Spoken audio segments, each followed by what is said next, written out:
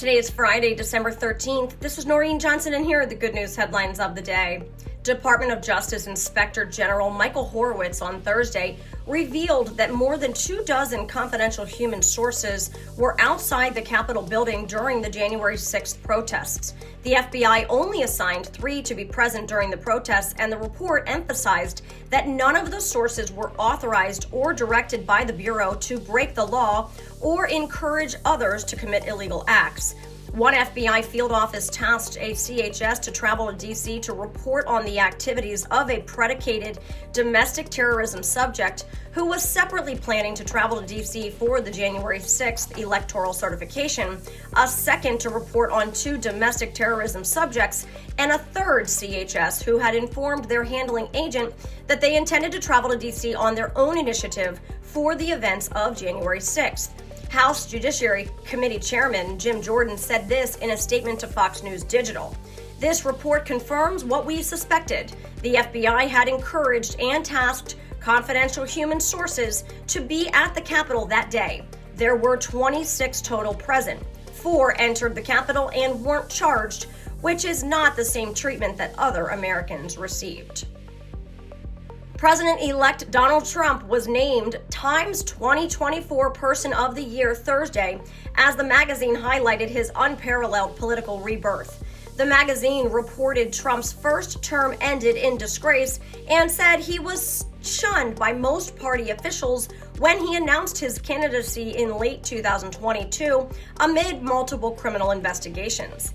In his letter to readers, Time editor-in-chief Sam Jacobs said it was not a difficult choice. Since he began running for president in 2015, perhaps no single individual has played a larger role in changing the course of politics and history than Trump.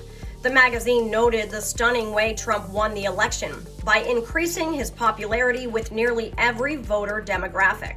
For marshaling a comeback of historic proportions, for driving a once-in-a-generation political realignment, for reshaping the American presidency and altering America's role in the world, Donald Trump is Time's 2024 Person of the Year.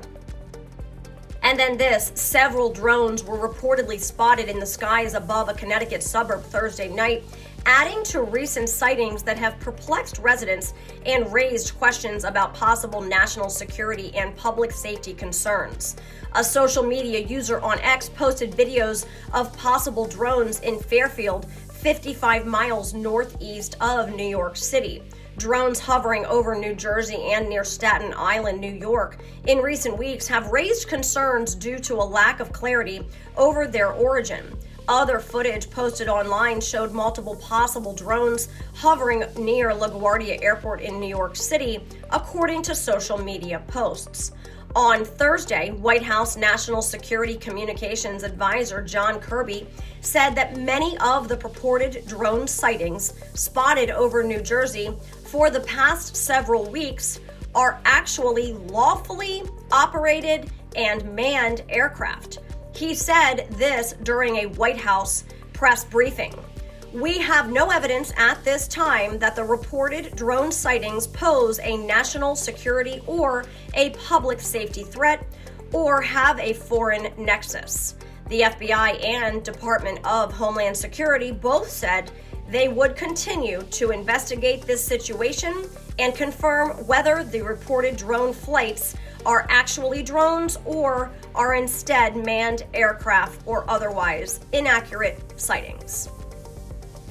In other news, President-elect Donald Trump has received large donations from 2 of America's top tech leaders in recent days for his inaugural fund as they look to curry favor with him. Meta Platforms CEO Mark Zuckerberg, whose company owns everything from Facebook, Instagram, WhatsApp, and more, gave a $1 million donation to the fund, the Wall Street Journal reported. The Journal separately reported that Amazon.com was also planning to donate another $1 million to Trump's inaugural fund. This being said, the donation is being prepared as Bezos, who serves as Amazon's executive chairman, is expected to travel to Mar-a-Lago next week for a private meeting with Trump. the report said. Also, Zuckerberg had dinner with Trump late last month at Mar-a-Lago. That was initiated by him, according to the New York Times. The meeting was seeking to insulate Meta over any negative action his company could face from the incoming administration. And then today we celebrate the feast day of St. Lucy. St. Lucy was a young martyr during the Diocletian persecutions of 304 AD. She consecrated her life to God and served the poor. The governor of Syracuse, or Sicily, ordered her to burn a sacrifice to the emperor's image. When she refused, she was tortured, blinded, and killed. It is said that when her body was being prepared for burial, it was discovered that her eyes had been miraculously healed and restored. She is therefore the patron saint of eyesight. St. Lucy, pray for us. And those are your daily good news headlines. This is Catholics for Catholics. May God bless you, and may God bless the USA.